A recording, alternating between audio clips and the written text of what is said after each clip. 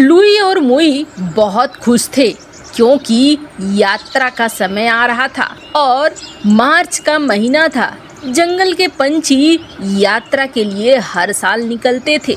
छोटे बच्चों के लिए तो ये पिकनिक हो जाती थी, पर बड़े पंछी अपने धर्म की जगह जाकर खुश होते थे। जंगल में एक मिंटू बंदर भी आया हुआ था। अरे टुनटुनी बहन, तुमने कपड़े तैयार कर लिए क्या?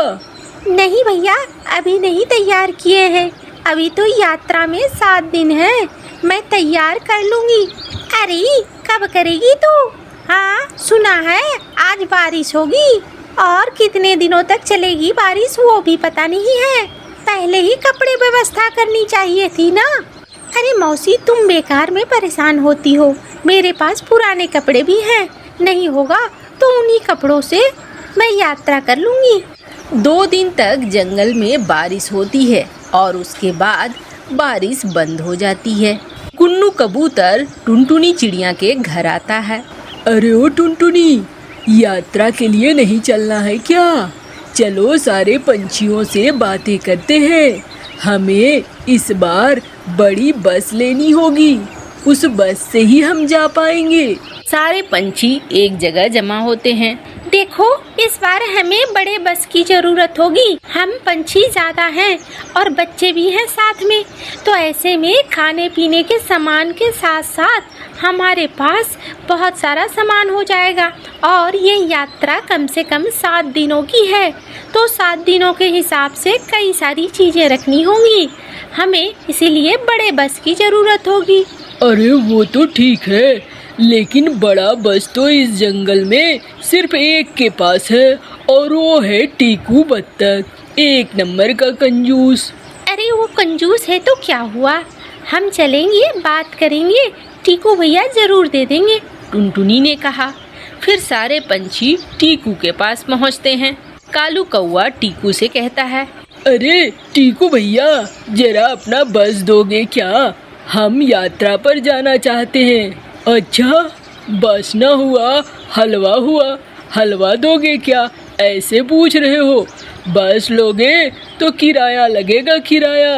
अरे भैया, हम किराया देने को तैयार हैं। हम अपने अपने हिस्से का किराया दे देंगे, आपको टेंशन लेने की जरूरत नहीं है। अरे नास पीटे, कभी कभी धर्म कर्म भी कर लिया कर। अरे मीनू मौसी, जिसने की शर्म उसके फूटे करम। अरे मैंने धर्म बोला, धर्म, शर्म नहीं बोला। अरे मौसी, क्या करूं, गंदा है पर धंधा है, मुनाफा लिए बगैर तो छोड़ नहीं सकता ना। बस ले जाओ, और मेरा जो चील है ना, वो बढ़िया वाला ड्राइवर है, वो तुम्हें बहुत आसानी से ले जाएगा। लेकिन हाँ भाई, ध्यान देना, ये जो यात्रा है पहाड़ों पर है, और कोई रिस्क मैं नहीं लेने वाला बाबा। अब अपनी अपनी रिस्क पर जाना चाहते हो तो जाओ। सारे पंछी हाँ में सर हिलाते हैं और आखिरकार सारे पंछी बस के लिए तैयार हो जाते हैं। बस में सारे पंछी बैठते हैं। बस धीरे धीरे पहाड़ी के रास्ते से पहुंच जाती है यात्रा स्थल पर। दरबार में पहुंचने के बाद सारे पंछी पूजा पाठ करते हैं। मोर अपने गुनाहों की माफी मांग रहा होता है। अरे भगवान, मुझे माफ कर देना। पिछली बार मेरे हाथों एक चूजे की मौत हो गई थी। मैंने जानबूझकर नहीं मारा था, लेकिन मौत तो हो ही गई थी। उसकी माँ बहुत रो रही थी, तब से मैं सुकून से सो नहीं पाता हूँ। भगवान, मुझे माफ कर देना। टुनटुनी चिड़िया भी आती है। भगवान, जंगल में शांति बनाए रखना और सभी को खाने पीने की चीजें हमेशा आसानी से मिल जाए। मिंटू बंदर भी आता है। भगवान, थोड़े केले मुझे ज़्यादा दे देना, आजकल भूख ज़्यादा लगती है। केले नहीं मिलते हैं तो मैं परेशान हो जाता हूँ। बच्चों के लिए तो पिकनिक थी। अरे ओ मुई, देख कितना अच्छा नज़ारा है। हाँ, नज़ारा तो अच्छा है, लेकिन मुझे सोनी आसपास नहीं दिख रही है। साथ रहते तो हम खेलते। अरे यही कहीं होगी, वो देख अपनी माँ के साथ है। धत तेरे की, छोड़ो, अब माँ के साथ है तो कौन जाए बुलाने के लिए। वैसे भी उसकी माँ मुझे पसंद नहीं करती है। ऐसा क्या, क्यों पसंद नहीं करती है? कहती है बागड़ बिल्ले की तरह लगता हूँ मैं। बता, मेरी शक्ल बागड़ बिल्ले की है? अरे नहीं नहीं, बागड़ बिल्ले की तो नहीं, लेकिन बागड़ पिल्ले की जरूर है। हे। अरे तू भी मेरा मजाक बनाता है, मुझे बिल्कुल अच्छा नहीं लगता है। तभी गौरी बत्तखी कहती है, अरे बच्चों चलो, अब यात्रा समाप्त होने वाला है। सब हम बस में वापस बैठेंगे और वापस जंगल के लिए निकल लेंगे। सारे पंछी बस पे आके बैठ जाते हैं और बस फिर आगे के लिए बढ़ जाती है।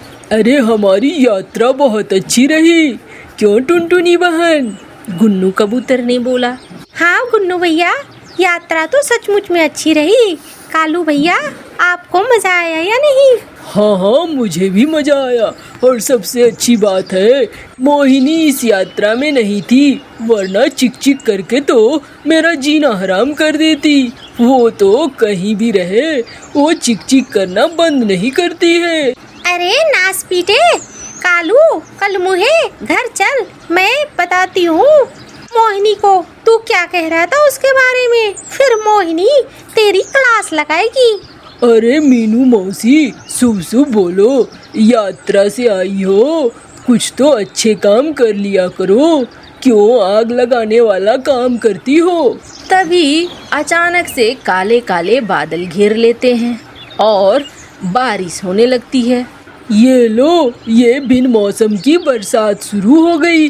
अभी तो बारिश हुई थी और बारिश खत्म भी हो गई थी।